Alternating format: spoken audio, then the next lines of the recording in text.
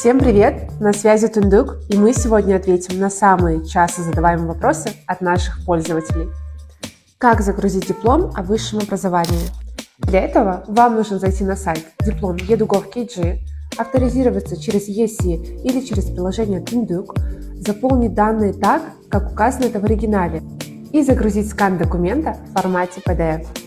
После этого ваш диплом отправляется на проверку в образовательное учреждение, которое вы окончили, и только после подтверждения ваш диплом появится в государственном реестре и в приложении Тундук.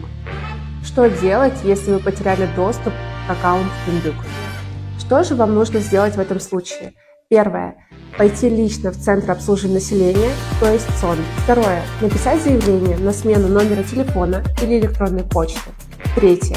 Обязательно при себе иметь паспорт для подтверждения вашей же личности. И после обновления всей информации вы снова сможете пользоваться всеми сервисами приложения Тундук. Приложение Тундук не изменяет и не редактирует ваши сведения, а лишь обеспечивает удобный и безопасный доступ к ним. Если данные отсутствуют или отображаются некорректно, рекомендуем обратиться в соответствующий государственный орган. Тундук – это цифровой мост между гражданином и государством, а мы всегда готовы помочь с использованием сервиса.